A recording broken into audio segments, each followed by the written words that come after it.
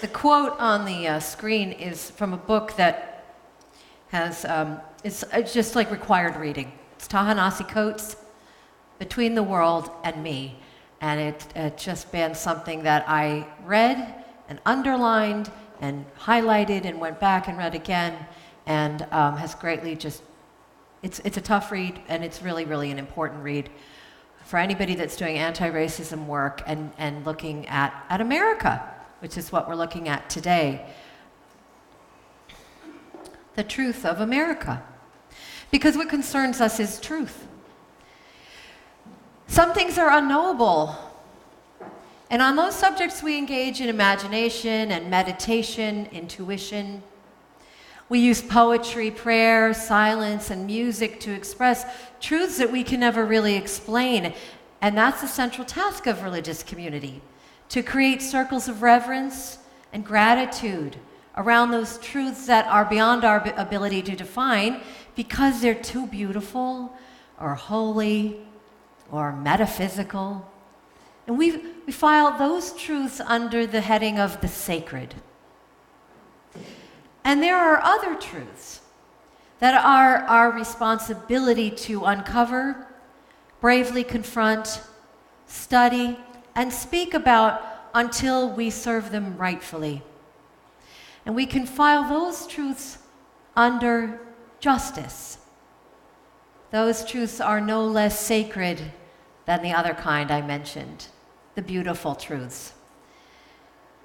In our religious tradition, we believe that justice work is sacred because it reconciles heaven and earth. In the old traditional language, it reconciles heaven and earth and all the inhabitants therein in a way that mirrors and magnifies what is holy.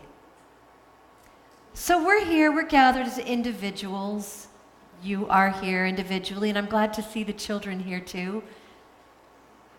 You and I, and we have a wide variety of stories and family legends and personal mythologies that make each of our lives meaningful and unique and precious. But we are also all people who live in the myth called America. We share a set, therefore, of common national mythologies that at this point in our history we are examining and questioning and listening to from a new perspective because we have to. Because we are seeing what happens and what is happening when we don't. We are listening, those of us who want to get at the truth, from a new perspective that not only attends to the history as it is recounted by famous people like Morrison and Columbus, generals and presidents and governors, but asks the question whose voices and stories are being excluded from this national mythology. And what is those people's interpretation of what happened and how great this country is and why? Columbus Day weekend is a perfect time to do that as it ushers in the season of cherished American mythologies. And when I use the word mythologies, it's not a denigrating term. It simply means something that is a story that we tell that's invested with a sense of mystical power and that lasts, that contains maybe things that aren't technically true, but are there. What is the old saying? I don't know it or not. I don't know if this actually happened or not. I just know that it's true, because it's a story that people tell over time. So Columbus Day ushers in what I think of as the season of cherished American mythologies, beginning with the picture of the ambitious Italian explorer in his little hat, and ends with the Thanksgiving feast, painted in burnished autumn colors, Indian corn, pumpkin pie. To question and apply a hermeneutic of suspicion to these mythologies is not an anti-American thing to do. Please do not be persuaded that it is by those who say so. It is an act of love as is any process by which we respect the complexity of reality and attempt to see multiple viewpoints. Love is inclusive. Love says, therefore, who isn't at this great banquet table and needs to be? Whose suffering has been ignored so that Americans could create what Ta-Nehisi Coates calls the brightly rendered version of our country as it has always declared itself. He's a beautiful writer. We now understand that much of what we call the American dream is the result, in fact, of a plundering, a murder, a genocide of original inhabitants of this land, the enslavement over hundreds of years of black bodies stolen from another continent, ritual violence, and the construction not only of institutions, but internal attitudes and mythologies that even good people regularly invoke in order to avoid discomfort and the hard internal work that we will all have to do if we are to transform our society to that new way that we just sang about. This is the project that we are accountable to now, those of us in religious traditions that concern themselves with truth and justice, even at the cost of comfort. Many Americans have wanted to believe that the legacy of racism and genocide in America has been resolved, and that the land of opportunity has somehow managed to absorb all the bloodshed and evil of the past and lift all her children equally on a rising tide of opportunity, prosperity, security. But of course, this has been wishful thinking. And not just wishful thinking, but denial. In the name of love, we claim to be utmost among our religious convictions, and in the service of our first principle that calls us to work toward a justice that tells the truth about reality. I would like to name some very common personal mythologies believed in by the people that even are good people who are not overtly on the side of prejudice and exclusion and who perpetuate racism and that ritual violence Ta-Nehisi Coates writes about. Here's one. This is a personal mythology. I am not racist. Now, this is not to say that everyone, okay, but this statement is a really easy avoidance because here's what it assumes. Racism looks like lynching. Racism looks like people living impoverished on a reservation. I don't want to take part in that. Racism looks like death at the border. I don't do that to anybody because racism looks always like name calling and hatred. Here's another one, and I'll go back to the first one in a moment. I'll tease these out a little bit. I am colorblind. Because if I decide that race doesn't matter to me personally, that should take care of the systemic racism built into most American institutions from which I personally benefit, like housing, banking, the criminal justice system, education, and government. Here's another one.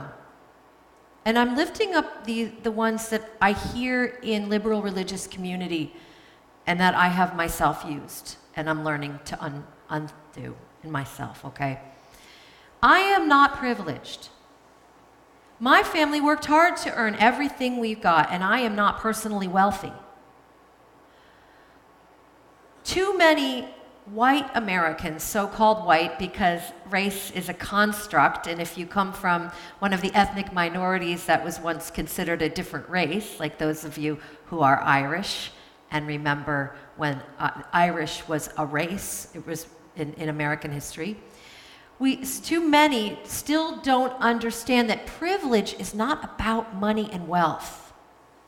Privilege is about invisible benefits that come from not being of a racial minority that has been systematically annihilated by infrastructures designed and reinforced over centuries to extinguish their rights and strength as communities and to decimate their self-respect as individuals.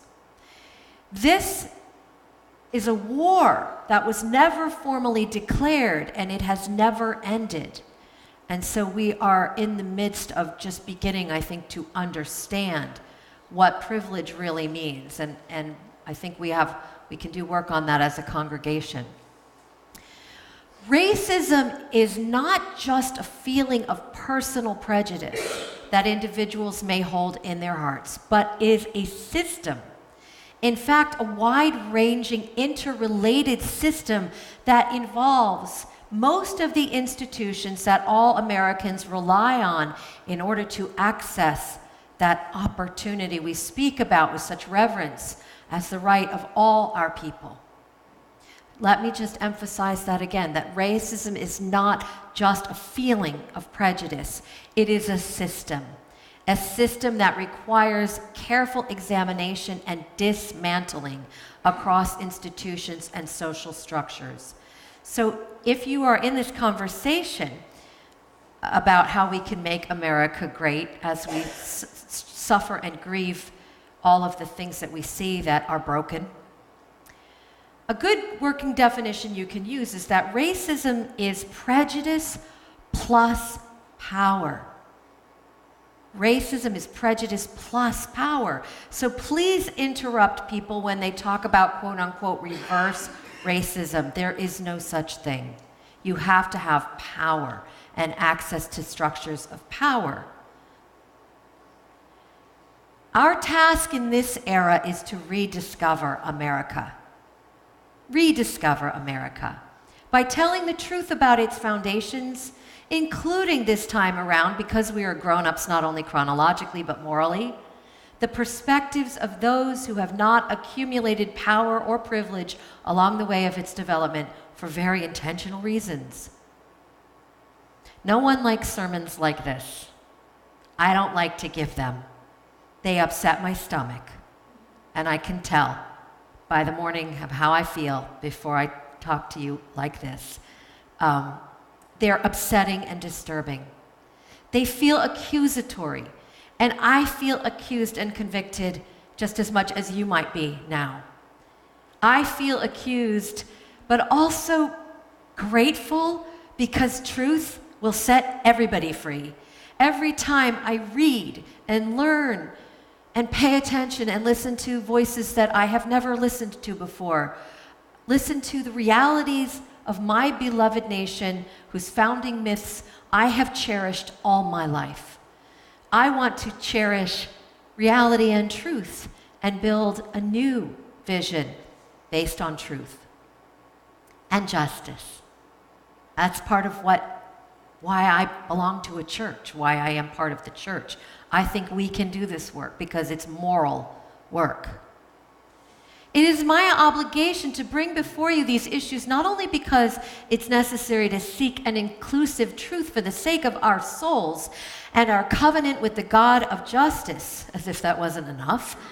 It is necessary because this particular congregation, our congregation, has an active ministry with many institutions that were created in order to address some of the suffering that has been caused by remaining in denial about what makes America great. Unfettered personal freedom. I don't even want to talk about the gun situation yet, but we're all thinking about it. The accumulation of wealth as evidence of God's favor. That's an old one, and it remains intact many places. Flag waving as a substitute for the actual abandonment of the men and women who fight its wars. Diversity and inclusivity as stated values, but not true realities. Because that's just the way things are. As if the way things are is the way we should accept them. They're not just that way by accident. If we, UUCGL, are to partner well and responsibly with those organizations in a city where poverty and crime and drugs are still disproportionately savaging the lives of those intentionally but often covertly excluded from the American dream, we must embrace the truth. We must work to dismantle the racism within ourselves as we work with other organizations to dismantle it in structures. And we must be willing to shine light even in the shadows that frighten and upset us. So I'd like us to take a moment as a congregation to think about what we're called to do. And I'd like to ask you specifically something I've been thinking a lot about, and we're going to pass the microphone around and have some time for congregational sharing. The Pope visited recently, and he's a Pope who's very explicitly concerned with poverty and with economic inequality and with justice. And he said, "God bless America," at the end of his talk to Congress. And it's a phrase that politicians and everybody throws around all the time, "God bless America." And then all of a sudden I was like, the Pope just said, "God bless America." What does that mean when it's coming from someone who is speaking, from a very different perspective than an American politician, So that's something you might want to address, or just make a statement about a cherished myth that you are questioning.